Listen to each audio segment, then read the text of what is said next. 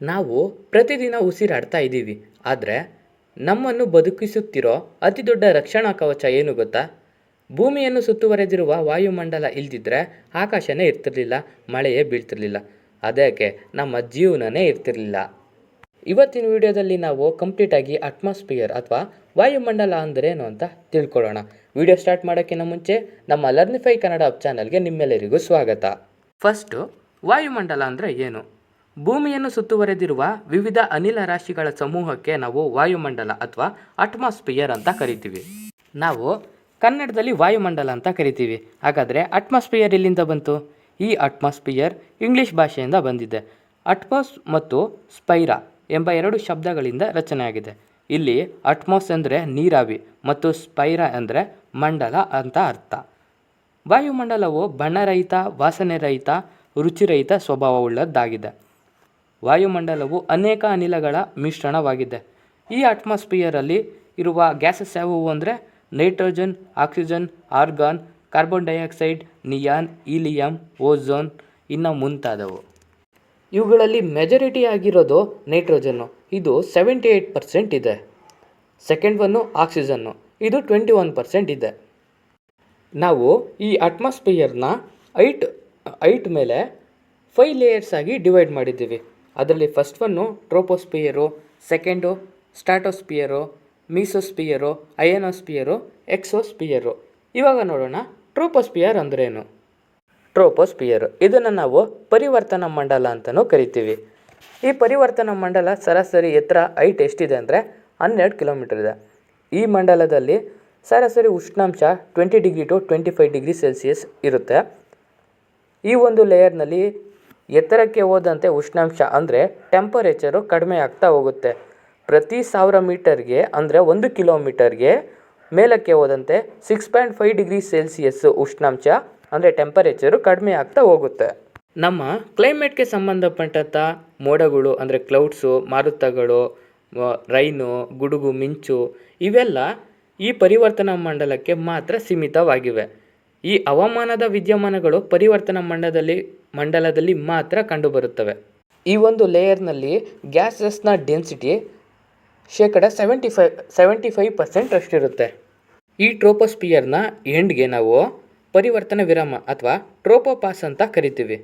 ಈ ಒಂದು ಲೇಯರ್ನಲ್ಲೇ ನಾವು ಜೆಟ್ ಸ್ಟ್ರೀಮ್ಸ್ನ ನೋಡ್ತೀವಿ. ಇನ್ನು ನೆಕ್ಸ್ಟ್ ಲೇಯರು ಸ್ಟ್ರಾಟೋಸ್ಪಿಯರ್ ಅಂದರೆ ಸಮೋಷ್ಣ ಮಂಡಲ. ಇದಕ್ಕೆ ನಾವು ಸಮತಾಪವಲಯ ಅಂತಲೂ ಕರಿತೀವಿ. ಇದು ಭೂಮಿಯಿಂದ ಸುಮಾರು 50 ಕಿಲೋಮೀಟರ್ ಎತ್ತರದಲ್ಲಿ ವಿಸ್ತರಿಸಿದೆ. ಈ ಸ್ತರದಲ್ಲಿ ಎತ್ತರಕ್ಕೆ ಹೋದಂತೆ ಟೆಂಪರೇಚರ್ ವ್ಯತ್ಯಾಸ ಆಗೋದಿಲ್ಲ. ಈ ಒಂದು ಲೇಯರ್ನಲ್ಲಿ ನೀರಾವಿಯ ಪ್ರಮಾಣ ಬಹಳ ಕಡಿಮೆ ಇರೋದ್ರಿಂದ ಮೋಡಗಳ ಪ್ರಮಾಣವು ಸಹ ಬಹಳ ಕಡಿಮೆ ಇರುತ್ತೆ. ಆದ್ದರಿಂದ ಇಲ್ಲಿ ಮಳೆ ಆಗೋದಕ್ಕೆ ಚಾನ್ಸ್ ಇರೋದಿಲ್ಲ. ಮತ್ತು ಈ ಸಮೋಷ್ಣ ಮಂಡಲದಲ್ಲಿ ಅಂದರೆ ಈ ಸ್ಟ್ರಾಟೋಸ್ಪಿಯರಲ್ಲೇ ನಾವು ಓಝೋನ್ ಲೇಯರ್ ಕೂಡ ನೋಡ್ತೀವಿ. ಈ ಸ್ಟ್ರಾಟೋಸ್ಪಿಯರ್ನ ಎಂಡ್ಗೆ ನಾವು ಸ್ಟ್ರಾಟೋಪಾಸ್ ಅಂತ ಕರಿತೀವಿ. ಈ ಸ್ಟ್ರಾಟೋಪಾಸು ಸ್ಟ್ರಾಟೋಸ್ಪಿಯರು ಮತ್ತು ಮೀಸೋಸ್ಪಿಯರ್ನ ಬೇರ್ಪಡಿಸುತ್ತೆ ಅಂದರೆ ಡಿವೈಡ್ ಮಾಡುತ್ತೆ. ನೆಕ್ಸ್ಟು ಮೀಸೋಸ್ಪಿಯರ್ ಅಂದರೆ ಮಧ್ಯಮಂಡಲ. ಈ ಮೀಸೋಸ್ಪಿಯರು 50ರಿಂದ 80 ಕಿಲೋಮೀಟರ್ವರೆಗೂ ಎತ್ತರದಲ್ಲಿ ವಿಸ್ತರಿಸಿದೆ. ಇಲ್ಲಿ ಉಷ್ಣಾಂಶ ಅಂದರೆ ಟೆಂಪರೇಚರು ತುಂಬ ಕಡಿಮೆ ಇರುತ್ತೆ. ಇದಕ್ಕೆ ರೀಸನ್ ಏನು ಅಂದರೆ ಈ ಲೇಯರ್ನಲ್ಲಿ ಅನಿಲಗಳ ಸಾಂದ್ರತೆ ಅಂದರೆ ಡೆನ್ಸಿಟಿ ಕಡಿಮೆ ಆಗಿರೋದ್ರಿಂದ ಹಾಗೂ ಇದು ಭೂಮಿಯಿಂದ ಹೆಚ್ಚು ದೂರ ಇರೋದ್ರಿಂದ ಟೆಂಪರೇಚರು ಕಡಿಮೆ ಆಗಿರುತ್ತೆ.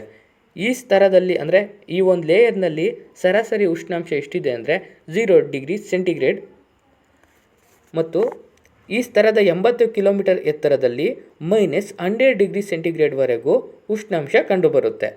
ಇದು ಅತ್ಯಂತ ಶೀತ ಸ್ತರ ಅಂದರೆ ಕೋಲ್ಡ್ ಲೇಯರ್ ಆಗಿದೆ. ಉಲ್ಕೆಗಳು ಈ ಮಧ್ಯಮಂಡಲವನ್ನು ಅಂದರೆ ಈ ಮೀಸೋಸ್ಪಿಯರ್ನ ಪ್ರವೇಶ ಮಾಡಿದ ತಕ್ಷಣ ಕರಗೋಗ್ತವೆ. ಏಕೆಂದರೆ ಇಲ್ಲಿ ತುಂಬ ಶೀತ ಇರೋದ್ರಿಂದ. ಈ ಮೀಸೋಸ್ಪಿಯರ್ನ ಉಲ್ಕೆಗಳು ಕರಗುವ ಸ್ತರವೆಂದು ಕರೀತಾರೆ. ಮೀಸೋಸ್ಪಿಯರ್ನ ಎಂಡ್ಗೆ ನಾವೇನಂತ ಕರಿತೀವಿ ಅಂದರೆ ಮೀಸೋಪಾಸ್ ಅಂತ ಕರಿತೀವಿ. ಈ ಮೀಸೋಪಾಸ್ ಮೀಸೋಸ್ಪಿಯರು ಮತ್ತು ಅಯನೋಸ್ಪಿಯರ್ನ ಡಿವೈಡ್ ಮಾಡುತ್ತೆ. Next one thermosphere. ಈ ಥರ್ಮೋಸ್ಪಿಯರು ವಾಯುಮಂಡಲದ 4ನೇ ಪದರ. ಇದು ಮೀಸೋಸ್ಪಿಯರ್ ಮೇಲ್ಭಾಗದಲ್ಲಿ ಮತ್ತು ಎಕ್ಸೋಸ್ಪಿಯರ್ ಕೆಳಭಾಗದಲ್ಲಿ ಕಾಣುತ್ತೆ.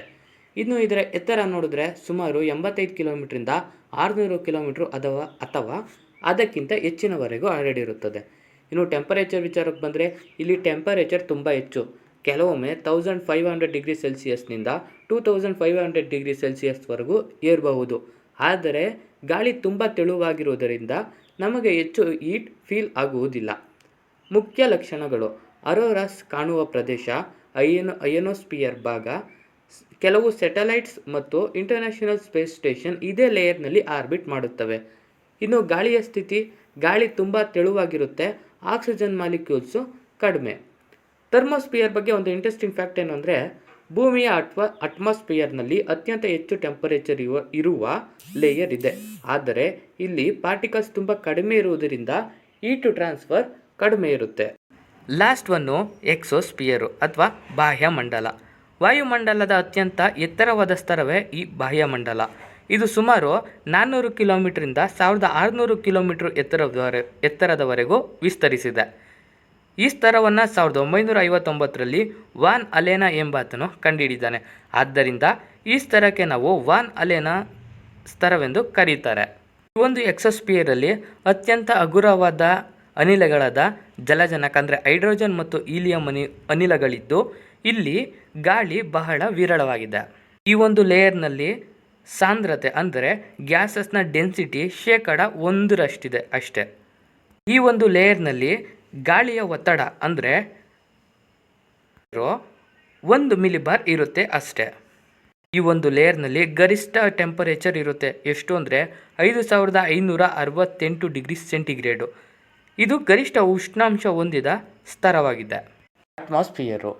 ಈ ಅಟ್ಮಾಸ್ಫಿಯರ್ನ 5 ಲೇಯರ್ಗಳ ನಡುವೆ ಇನ್ನೊಂದು ಕವಚ ನಮ್ಮ ಭೂಮಿನ ಕಾಯ್ತಾ ಇದೆ. ಅದು ಯಾವುದು ಗೊತ್ತಾ? ಅದೇ ಮ್ಯಾಗ್ನೆಟೋಸ್ಫಿಯರು. ಮ್ಯಾಗ್ನೆಟೋಸ್ಫಿಯರ್ ಅಂದರೆ ಭೂಮಿಯನ್ನು ಸುತ್ತುವರೆದಿರುವ ಒಂದು ಅದೃಶ್ಯ ಚುಂಬಕ ಕವಚ ಅಂದರೆ ಮ್ಯಾಗ್ನೆಟಿಕ್ ಶೀಲ್ಡು. ಭೂಮಿಯ ಒಳಭಾಗದಲ್ಲಿ ಇರುವ ಮೆಲ್ಟನ್ ಐರನ್ ಮೂಮೆಂಟ್ನಿಂದ ಮ್ಯಾಗ್ನೆಟಿಕ್ ಫೀಲ್ಡ್ ಉಂಟಾಗುತ್ತೆ. ಇದೇ ಫೀಲ್ಡ್ ಸ್ಪೇಸ್ ಕಡೆ ವಿಸ್ತರಿಸಿ ಮ್ಯಾಗ್ನೆಟೋಸ್ಫಿಯರ್ ರೂಪಿಸುತ್ತದೆ. ಇದು ಭೂಮಿಯನ್ನು ಸೂರ್ಯನಿಂದ ಬರುವ ಅಪಾಯಕಾರಿ ಚಾರ್ಜ್ಡ್ ಪಾರ್ಟಿಕಲ್ಸ್ ಮತ್ತು ಸೋಲಾರ್ ವಿಂಡಿಂದ ರಕ್ಷಣೆ ಕೊಡುತ್ತೆ. ಮುಖ್ಯವಾಗಿ ಹೇಳೋದಾದರೆ ಸನ್ ಕಂಟಿನ್ಯೂಸ್ಲಿ ಸೋಲಾರ್ ವಿಂಡನ್ನು ಚಾರ್ಜ್ಡ್ ಪಾರ್ಟಿಕಲ್ಸನ್ನು ಹೊರಹಾಕುತ್ತೆ.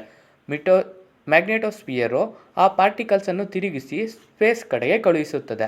ಇಲ್ಲದಿದ್ದರೆ ಅಟ್ಮಾಸ್ಫಿಯರ್ ನಿಧಾನವಾಗಿ ಹಾಳಾಗಬಹುದಿತ್ತು. ಸ್ಯಾಟಲೈಟ್ಸ್, ಕಮ್ಯುನಿಕೇಷನ್ ಸಿಸ್ಟಮ್ಸು, ಎಲೆಕ್ಟ್ರಿಸಿಟಿ ಗ್ರೈಡ್ಸು ಮೇಲೆ ದೊಡ್ಡ ಪರಿಣಾಮ ಬೀರುತ್ತದೆ. ಅಟ್ಮಾಸ್ಫಿಯರ್ ಅಂದರೆ ಗ್ಯಾಸ್ ಲೇಯರ್ಸು ಲೈಕ್ ಟ್ರೋಪೋಸ್ಫಿಯರ್, ಸ್ಟ್ರಾಟೋಸ್ಫಿಯರು. ಆದರೆ ಮ್ಯಾಗ್ನೆಟೋಸ್ಫಿಯರ್ ಅಂದರೆ ಅರ್ಥನ ಮ್ಯಾಗ್ನೆಟಿಕ್ ಫೀಲ್ಡ್ ಪ್ರಭಾವ ಇರುವ ಪ್ರದೇಶ. ಅಟ್ಮಾಸ್ಫಿಯರ್ ಸುಮಾರು 106 ಕಿಲೋಮೀಟರ್ವರೆಗೆ ಡೆನ್ಸ್ ಆಗಿರುತ್ತೆ. ಆದರೆ ಮ್ಯಾಗ್ನೆಟೋಸ್ಫಿಯರು ಸಾವಿರಾರು ಕಿಲೋಮೀಟರ್ ದೂರ ಸ್ಪೇಸ್ ಒಳಗೂ ಕೂಡ ವಿಸ್ತರಿಸುತ್ತದೆ. ಆ್ಯಕ್ಚುಲಿ ಅಟ್ಮಾಸ್ಫಿಯರ್ ಅರ್ಥಿಗೆ ಹತ್ತಿರ, ಮ್ಯಾಗ್ನೆಟೋಸ್ಫಿಯರು ಅದಕ್ಕಿಂತ ತುಂಬ ದೊಡ್ಡದು. ಮ್ಯಾಗ್ನೆಟೋಸ್ಫಿಯರು ಅಟ್ಮಾಸ್ಫಿಯರ್ನನ್ನು ಕವರ್ ಮಾಡುತ್ತದೆ. ಸ್ಪೇಸ್ ಅಫಿಷಿಯಲಿ ಸುಮಾರು 100 ಕಿಲೋಮೀಟರ್ ಮೇಲೆ ಶುರುವಾಗುತ್ತೆ. ಆದರೆ ಮ್ಯಾಗ್ನೆಟೋಸ್ಫಿಯರ್ ಅದಕ್ಕಿಂತ ಬಹಳ ದೂರದವರೆಗೂ ಹೋಗುತ್ತದೆ. ಒಂದು ಬೆಸ್ಟ್ ಎಕ್ಸಾಂಪಲ್ ಏನು ಅಂದರೆ, ಮನೇನ ನೀವು ಅರ್ಥ ಅಂತ ತಿಳ್ಕೊಂಡ್ರೆ ಗೋಡೆ ಅಟ್ಮಾಸ್ಫಿಯರು, ಮನೆಯ ಸುತ್ತ ಸೆಕ್ಯೂರಿಟಿ ಶೀಲ್ಡು ಅಂದರೆ ಕಾಂಪೌಂಡ್ ನಿರ್ಮಿಸ್ತಿರಲ್ಲ, ಅದನ್ನು ನಾವು ಮ್ಯಾಗ್ನೆಟೋಸ್ಫಿಯರ್ ಅಂತ ಕರಿಬೋದು. ಅಟ್ಮಾಸ್ಫಿಯರ್ ಬಗ್ಗೆ ಇನ್ನೂ ಹೇಳೋದಕ್ಕೆ ತುಂಬ ಮಾಹಿತಿ ಇದೆ. ಓಝೋನು ಮತ್ತು ಗ್ರೀನ್ ಹೌಸ್ ಗ್ಯಾಸಸ್ಸು ಇವೆರಡರ ಬಗ್ಗೆ ನೆಕ್ಸ್ಟ್ ವಿಡಿಯೋದಲ್ಲಿ ತಿಳ್ಕೊಳ್ಳೋಣ ಅಂತ ಹೇಳ್ತಾ ಇವತ್ತಿಗೆ ಈ ವಿಡಿಯೋನ ಎಂಡ್ ಮಾಡೋಣ. ಅದಕ್ಕಿಂತ ಮುಂಚೆ ಈ ವಿಡಿಯೋ ನಿಮ್ಗೆ ಇಷ್ಟವಾಗಿದ್ದರೆ ಲೈಕ್ ಮಾಡಿ ಹಾಗೂ ಇದೇ ರೀತಿ ಹೆಚ್ಚಿನ ಮಾಹಿತಿಗಾಗಿ ನಮ್ಮ ಲರ್ನಿಫೈ ಕನ್ನಡ ಚಾನಲನ್ನು ಸಬ್ಸ್ಕ್ರೈಬ್ ಮಾಡಿ. ಮತ್ತು ಮುಂದಿನ ವಿಡಿಯೋದಲ್ಲಿ ಸಿಗೋಣ ಅಂತ ಹೇಳ್ತಾ ಎಲ್ಲರಿಗೂ ಧನ್ಯವಾದಗಳು.